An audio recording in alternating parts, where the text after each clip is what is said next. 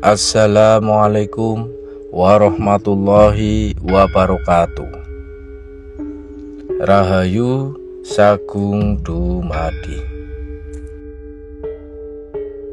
Dikisahkan ada suatu kerajaan yang akan menyerang negeri Mataram Islam. Bahkan semua barisan prajurit sudah siap. Mereka terus berlatih agar bisa menaklukkan Mataram. Setiap hari mereka juga membuat persenjataan, baik senjata tajam, meriam besar, serta peluru berbagai jenis yang terbuat dari baja, perunggu, tembaga, bahkan dari emas. Mereka mempersiapkan diri mengingat mendengar kabar bahwa Kanjeng Sultan Agung beserta pasukannya adalah orang-orang sakti dan sulit dikalahkan dalam peperangan. Mendengar hal ini, Pangeran Purbaya langsung berangkat sendiri pergi ke kerajaan tersebut. Pangeran Purbaya langsung berkeliling ke kerajaan tersebut. Di tempat-tempat rahasia dan mencurigakan pun didatangi dan diawasi.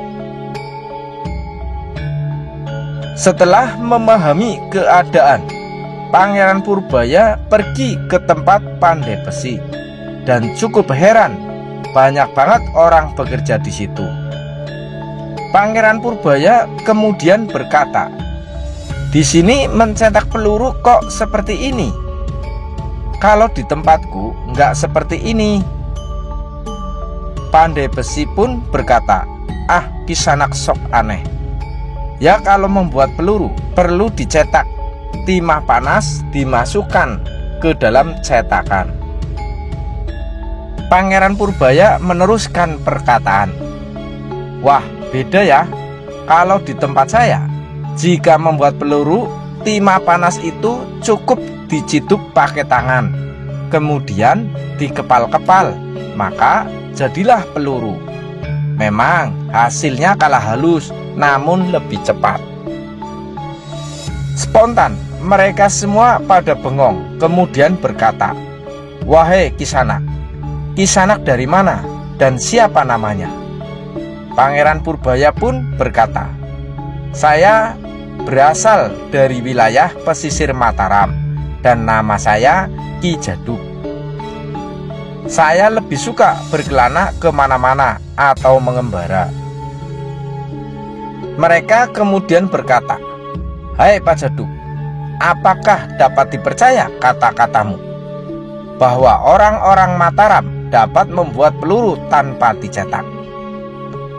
Ki Jaduk kemudian menjawab, "Ah, tidak hanya para leluhur yang dapat berbuat seperti itu. Orang kecil semacam saya pun bisa." Tukang pandai besi pun marah, kemudian menantang, "Hai Kisanak, mari kita buktikan omonganmu. Jika tidak, akan kulumatkan tanganmu dengan timah panas ini." Pangeran Purbaya yang menyamar menjadi Ki Jaduk mulai beraksi. Timah mendidih diraupnya, kemudian dikepal-kepal menjadi peluru, dan dalam sebentar saja jumlah yang dibuat lebih banyak. Serentak orang-orang yang bekerja pada berhenti dan mengerumuni Ki Jaduk. Namun ternyata ada perwira yang sedang mengawasi pembuatan peluru itu, dan tiba-tiba berkata, "Setan alas Mataram, berlagak mau bermain sulap. Kau tentu mata-mata Mataram kan? Siapa kamu sebenarnya?" Ki Jaduk berpura-pura ketakutan, namun memukul dan menginjak meriam yang besar-besar, hingga meriam yang diinjak-injak pun pada gepeng penyok. Dan ini membuat yang lain pada ketakutan, serta lari tunggang langgang atas aksi Ki Jaduk. Tidak lama, Ki Jaduk sudah dikepung oleh belasan prajurit. Namun Ki Jaduk langsung mengambil meriam dan dijadikan senjata untuk bertahan. Ki Jaduk kemudian berkata, "Hai para prajurit, oleh karena aku tidak bersalah, bila kalian akan bertindak buruk terhadapku, kalian semua akan mati." Para prajurit pun jadi kocar-kacir. Semua prajurit dibandem dengan meriam, mirip Bima saat menggunakan gadanya. Prajurit yang lari kemudian melapor ke kepatihan, dan tak lama patih kerajaan tersebut datang. Ia pun berkata, "Kisanak dari pesisir Mataram, janganlah meneruskan amarahmu. Mengapa akhirnya terjadi perselisihan sehingga menimbulkan perkelahian?" Ki Jaduk berusaha menjelaskan dari awal sampai akhir, dan akhirnya sang patih mengajak Ki Jaduk menghadap sang raja. Di hadapan sang raja, Kanjeng Gusti Pangeran Purboyo yang menyamar menjadi Ki Jaduk berkata, "Tuan yang dijunjung dan saya hormati, tidak sekali-kali saya ingin membuat keonaran. Saya menggunakan meriam karena merasa saya terancam oleh prajurit Paduka. Jika meriam tersebut rusak, memang tidak saya sengaja, dan saya sanggup mengembalikan seperti semula." Sang raja heran dan memerintahkan untuk mengambil meriam-meriam yang peot dan gepeng tersebut. Kemudian sang raja pun berkata, "Hai kawan dari Mataram, oleh karena kau sudah merusakkan semua itu, maka kembalikanlah seperti semula menurut kemampuanmu." Ki Jaduk yang bukan lain adalah Pangeran Purbaya mulai beraksi.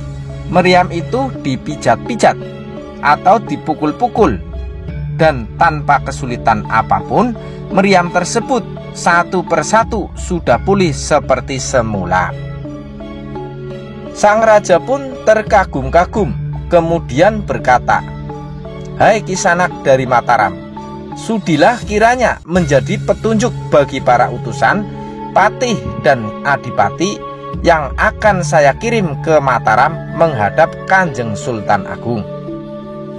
Sambil membawa pusaka berupa batu intan, di mana batu intan itu adalah pusaka leluhur saya ketika zaman Prabu Brawijaya di Majapahit, kemudian diberikan kepada putranya Prabu Dewa Katong sebelum jatuh ke tangan saya.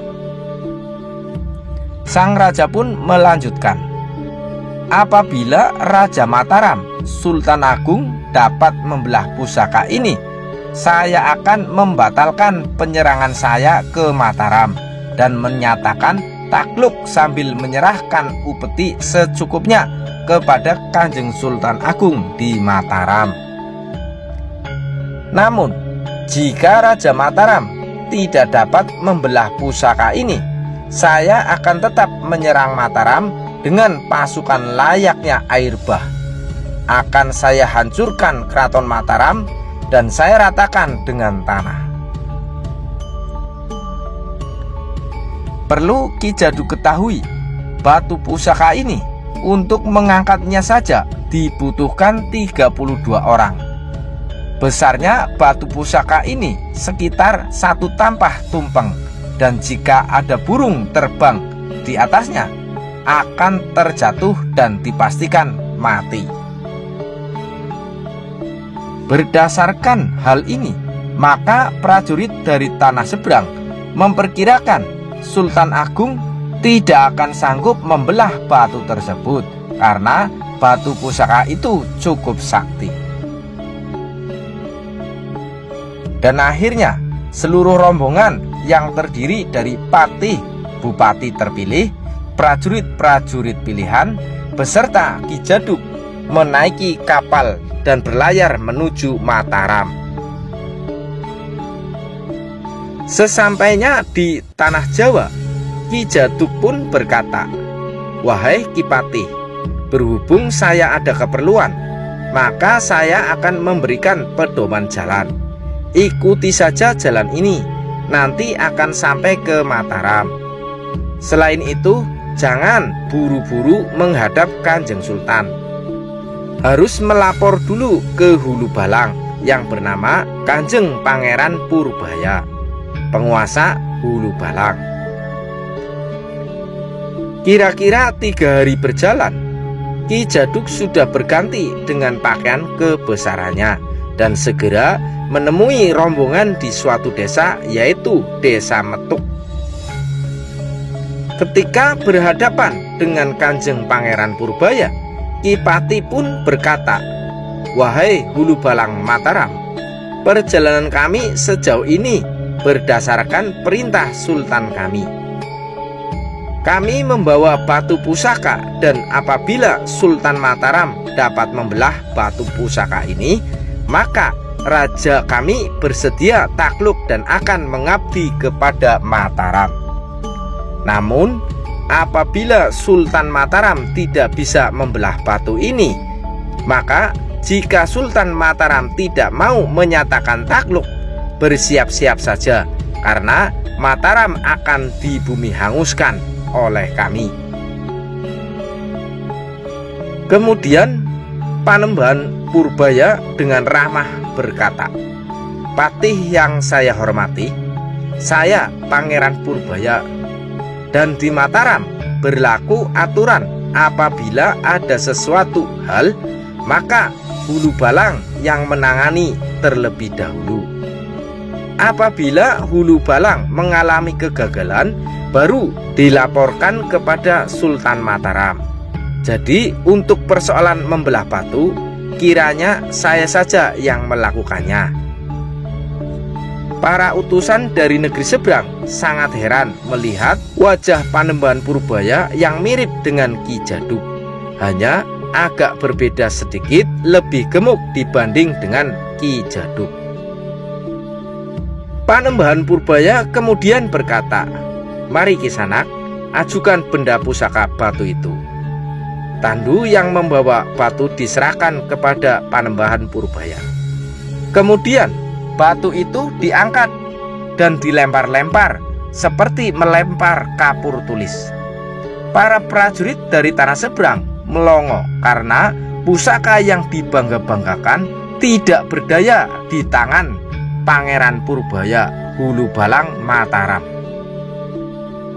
Selanjutnya, Kanjeng Panembahan pun berkata, "Silahkan Ki Pati dan para prajurit untuk melihat. Jika Allah mengizinkan, akan saya belah pusaka ini."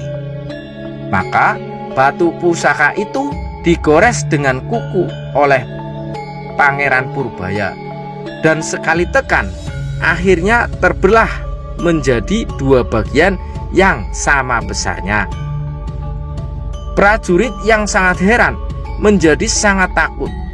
Suasana mencekam, bulu kuduk serasa berdiri, dan nyali mereka langsung menciut atau mengkeret melihat kesaktian Panembahan Purbaya.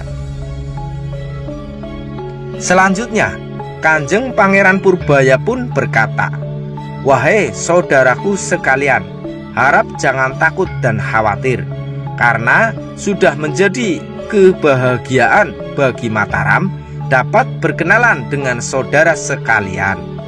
Karena hidup ini harus banyak kawan yang baik, dengan banyak kawan akan kuat dan kesejahteraan dapat kita rasakan bersama."